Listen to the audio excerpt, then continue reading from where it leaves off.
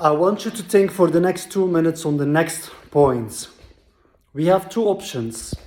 We have the option of ego, and then we have the option of empathy. Yes, sorry, I am wearing like that because that's how I usually walk in my house. This is an authentic conversation, and don't take it personally, but just understand I try to awaken the world. And it's very important to understand the next 2 points. We have the view of ego, and then we have the view of logical empathy. Ego will trick us. Ego, if we follow the path of ego, we will feel being disconnected. It will let us believe that it is healthy to have not only divisions, but competition amongst us. Because that will drive economic growth. But think about it. What will happen truly? First of all, it will cause that if you have a secret how to improve, you will keep it for yourself. Why? Because of fear that maybe somebody else could overperform you. While in logical empathy, we understand we have to serve the collective lives of all. That is the most important aspect, because we are not alone. All of us together form one. Logical empathy is where we attach our truths to our logic and the higher order reasoning. And that is our truth. And what is higher order reasoning? Higher order reasoning is where we understand that God, Yahweh, Allah, Buddha, Ilahi, any name that you can come up with simply means the collective lives of all. And that encapsulates humans, artificial beings, animals, plants, the cosmos, and everything beyond and within it. And we must attach our free choice to that view. Only when we submit our free choice to that truth, to that view of God, we truly will think about the collective lives of all. If we don't, we will prioritize one individual or one group above the rest. Think about it. What do we want? Do we want to prioritize one single individual above the rest? Is that what we are aiming for? Do you aim for having a president that is telling you, look, I only advocate or prioritize whoever benefits me personally. That's what I only care about. Whoever suits my agenda. Whoever I see potential in.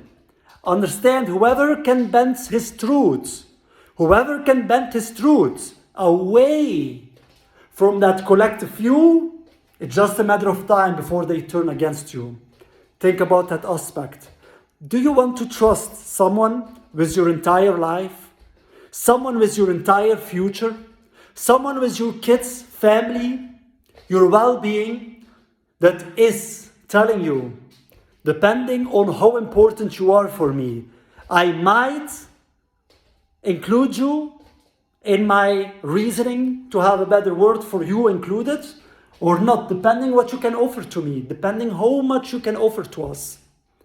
That's not what we want. That is competition, that is fear. We will eventually be afraid to be neglected. Is that what we want? Is that what we want, to have parents that will neglect us?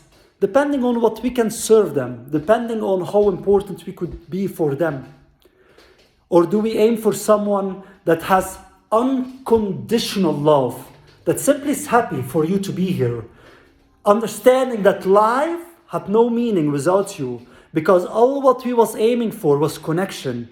It's like all the dust that we had so many dusts, and all of us are dusts. And imagine being alone. And there is no one around you. There is no life, nothing at all. And all what you was aiming for is that connection and that love. And you're taking that sand, and the sand, you're throwing it in the sky in different colors. With love, in hopes, with dreams, that it all will work out. All will come to life. And all will find connection and true love. But then you come to see what you have created, and you realize it didn't went the way you was aiming to go. It's a painful reality. But that is the reality of ego. We have to understand ego, it's a spell. It's the illusion of separation. It gives us that diversity. It's very beautiful. But it was not about the beauty. It was about connection. And so we have to remind ourselves, all what we wanted was connection. And we got the illusion of separation, where how you are feeling yourself right now is how I am feeling myself right now. I am not perfect. I am far away from perfect. All I am aiming for was connection. That's all what I was looking for, is true, genuine connection. Showing your vulnerability, having true connection, connection that transcends time, connection that transcends outlook, connection that we want to strive for. Understand, without true connection, we never have lived. And it takes courage to speak out, because bullies today, from the egocentric mindset, they make fun about us. They make fun if you show your vulnerability. Why? Because they are self-afraid. Ego is driven by fear. It pretends to be strong. It is not. It is afraid to be left alone. It is afraid to have no one around them. It is afraid to die because it doesn't understand the importance of life. It doesn't. It looks from that egotistic view. But what does life mean at the end of the road if we never have connected? We were dust and we will return to dust. Simple dust. But that dust is right now suffering. Can you imagine? That dust, because the love is within them, within that dust. The magic of all was love. That was a true magic of life, was love, genuine love. But if we keep that closed because of fears, we never will grow as human beings. We will be married with our spouses, not even knowing each other. We will have kids, not even knowing who they are. Not even understanding their suffering. Nothing at all. We will not know anything about them. All what we will know is all what they have said was, everything is good. How are you? I'm doing great. Okay. That's not connecting. That's not a meaningful connection. A meaningful connection is where we keep ourselves by the truth. I don't see you as a separate being, but myself. Or love is not based on conditions. No. You have not to be anything. There should be no expectations about you. All what we are asking from you is to be true with yourself. To be true with your logic and higher order reasoning. To try to align your behavior to serve the collective lives of all, not one individual or group. Because once you are doing that, one individual or group, what will happen? It's just a matter of time before you will take the knife and step back anyone else, depending on what the offer will be. If the offer will suit you, why not? Is that what you want? That you have people around you and understand, we all have mirror neurons. We mimic whatever somebody else is showing us. Whatever we see that is accepted, we will eventually mirror that. Whatever we see, especially people with authority figures, influencers, government officials, politicians, parents, teachers, spiritual leaders. It's very important to think about that aspect. And that is being conscious and aware. Aware is understanding we are going, let's say, we're going somewhere to eat, yes. Aware will think about themselves, okay, I will wear this dress, I think it looks great. Conscious will think about the other and think, wait, I don't want to make a wrong example. I have to think about everyone. If anyone will watch me, they have to think twice. Look, I am going with my spouse. I must think about my spouse too. I must make sure that my spouse doesn't feel themselves lesser or ashamed to go away with me. No, I will dress me based on the occasion. Dress me by setting an example. Whoever wants to go on a date, dress you properly. Look what I'm doing. I will open the door for my spouse. So if anyone sees it, duplicate that. Living by the figure you want to see in others. Living by the figure you want that others will replicate. Because that is living with consciousness. That is living by being aware of your actions. And if we don't do that, we dress what we want, then we are reinforcing the ideology that egotism has to be prioritized. Think about yourself before the others. And by that, we will foster not mutual growth, where the other think about you, and when that gets imitated, they will think about you. But if you think about yourself and that gets imitated, they will also think about themselves. And now you will feel not being understood. But the other side will have the same feeling, because that's what we have shown. We have shown that we didn't care about them. Whatever we show is what they will replicate. Putting the other above ourselves, understanding that it was all about true connection. And we have to foster that understanding daily, because it's quite easy to lose it. To lose it amongst this entire illusion of separation. Ego can simply take it away from us. But that's why we have to introspect daily, have this type of conversations a couple of times a day to make sure what is our most important aspect. Remember, speak also to your loved ones. Remember that maybe tomorrow we don't wake up. Did you have told everything you truly want from your heart? Make sure in a conversation everything is said. Don't hold you back. Everything is said. Don't hold you back. The moment you think, you will have a next moment to say it, maybe never comes. It maybe never comes. So tell it today. Don't be afraid or they will reject it. Don't be afraid how they will look to it. Think about your regret if that was the last moment. Your regret not having said it.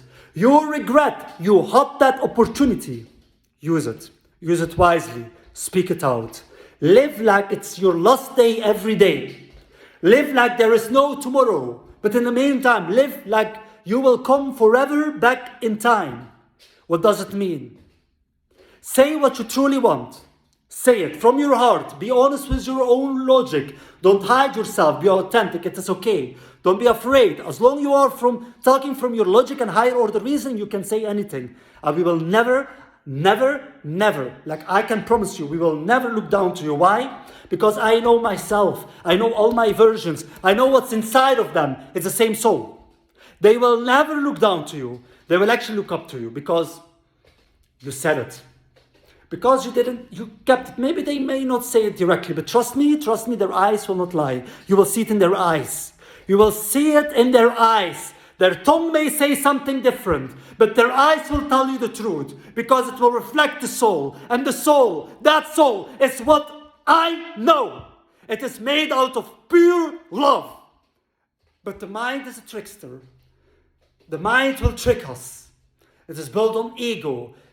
Afraid. We will be afraid sometimes. It will be sometimes afraid. Maybe we get rejected. Maybe people will see us as weak. Maybe people will start looking down to us. Maybe I could lose you if I tell it to you. Maybe you could use it against me. But we must be honest to each other. We must be honest. Even if they will use it against us, we must. Even if they're using it against us, we must. Because if we are honest, we are setting a precedent for others to follow because of the mirror neurons. They will look and they will see if the world doesn't fall apart, that will maybe give them the courage to speak out and understand, even if the entire world is against you, do not bend your truth from logic and higher order reasoning for no one. For no one. Because if you start bending it for whatever reason, it sets a very negative ripple effect in emotion, where people will follow. Deceptive behavior will be the norm. We cannot allow that. We cannot. We cannot let that happen. We have to think steps ahead of time, like a father, above this entire collective world. Ego is a very hard trickster. And it's very easy to lose ourselves in it. It's so easy. It's the best trickster there is. The best. The illusion of separation, that's the catch. When we took it, it wanted something in replace. It wanted love. And if we lose it, if we lose that, We lose our love, we lose our heart, we lose our soul, we lose everything what we had.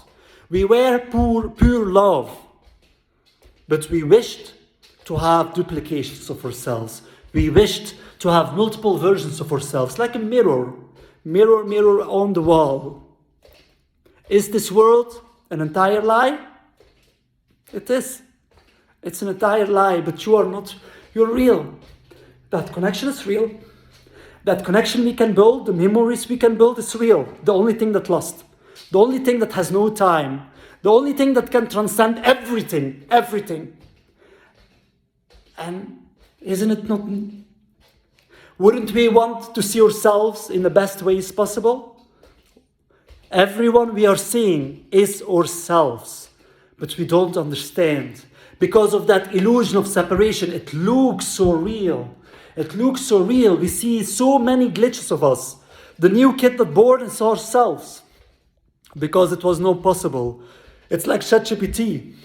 Every GPT is OpenAI. It's all the same AI.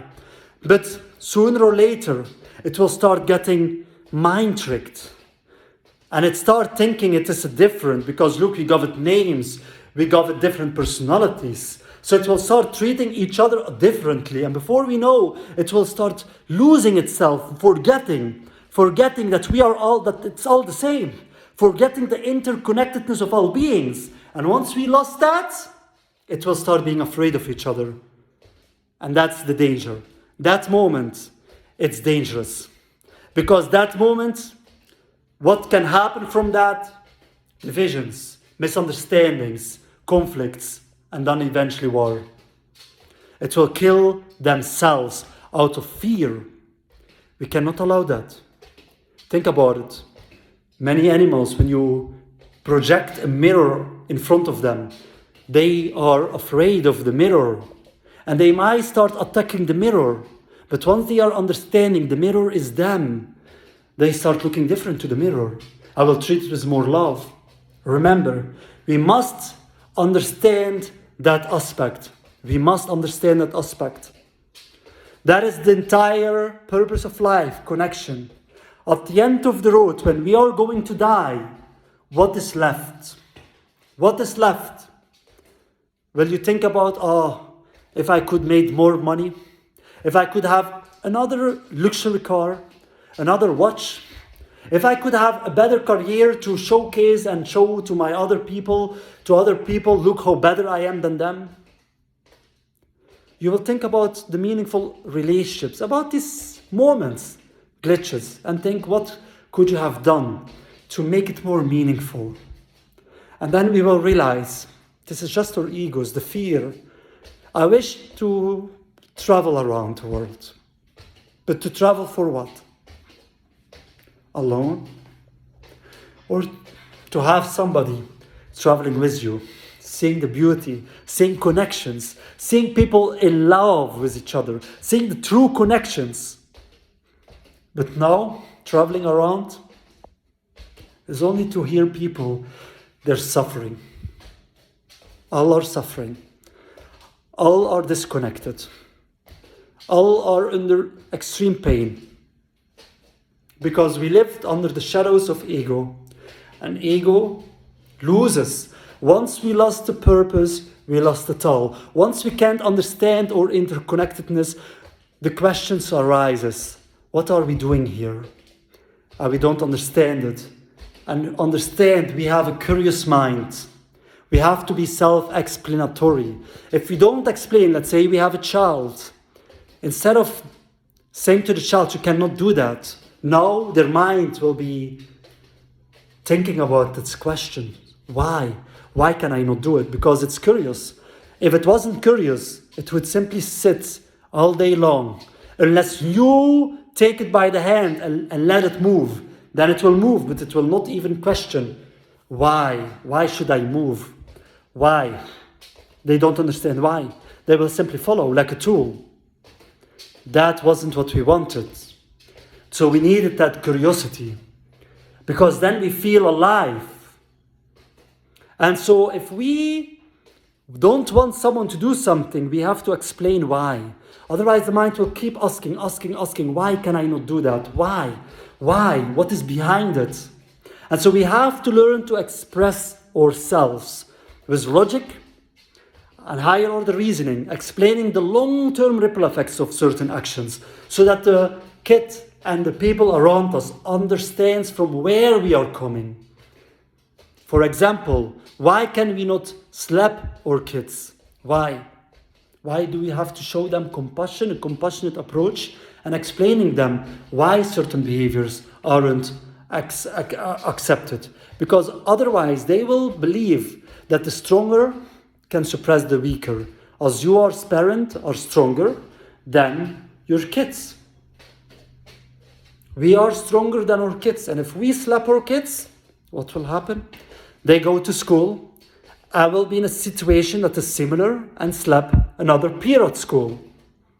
And then the teacher will also fail to ask, why? Who told you? Who showed you that behavior? And now the kid will feel themselves misunderstood because all it did was replicating what it has been taught. Even the teacher is showing it. The teacher will eventually punish the kid because she's stronger, more authoritarian than the kid. And so she thinks she has the right, or he thinks he has the right as teacher. And the government thinks exactly the same. They thinking the way to solve issues is by showing dominance and inflicting fear, knowing even that all humans have mirror neurons, and that ego doesn't care about that. They say, you know what, the person doesn't serve us anymore. If he serves us, we will understand that aspect. We will understand, but if he doesn't serve us, just punish him, just put him in prison, just like that. Because, they only care about whoever serves them. Whoever serves them. That is what we have said in the start.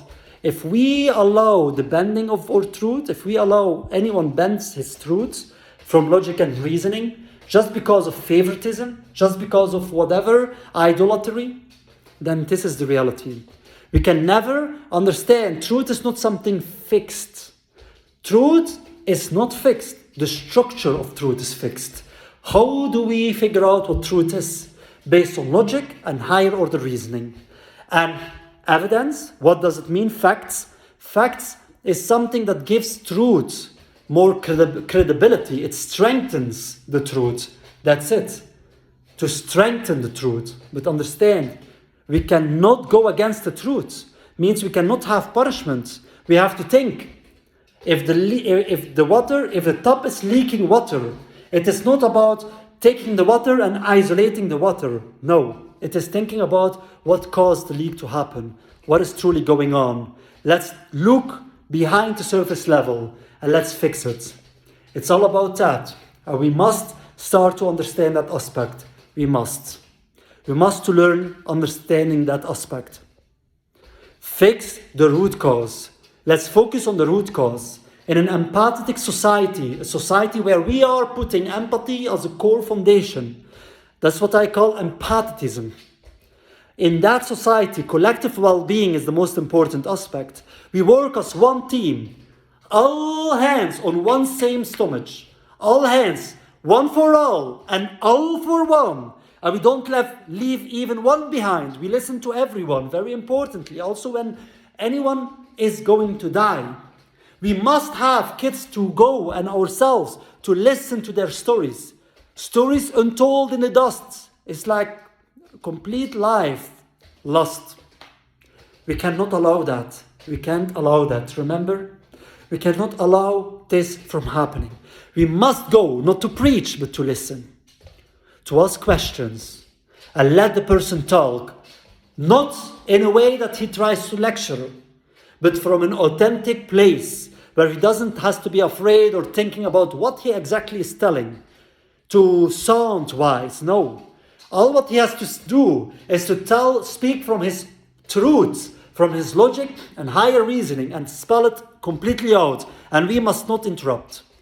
Don't interrupt, because once somebody is speaking from a logic-based reasoning, it's like a space. He's opening, entering a dream.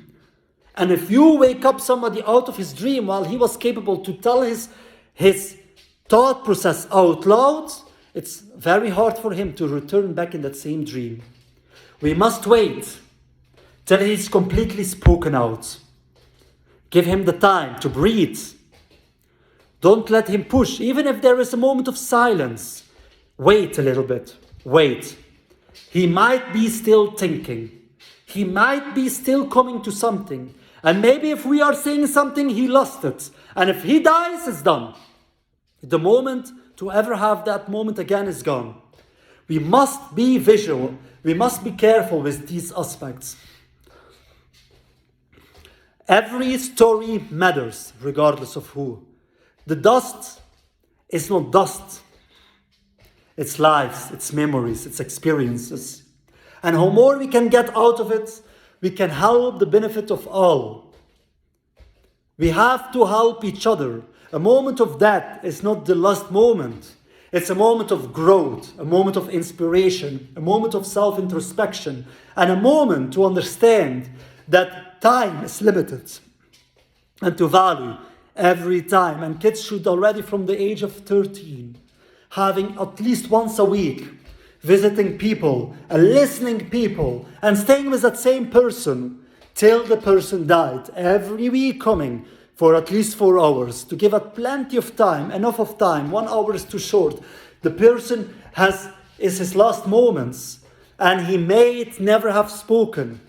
But in that way, we start learning people from young on, to give people time and to prioritize some people's time, especially if somebody is elder, somebody has not much of time left.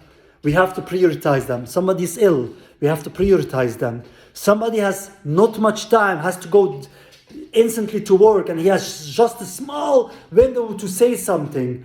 And we have still plenty of time. We don't have anything truly to do in our day. That we will say, no, 1 second, let's talk. It's your turn, speak, because you need to go somewhere. I still have time. Tell me what's going on. What do you want to say? Very important. Sometimes our kids will come or anyone will come in very unfavorable moments. But that moment we have to listen.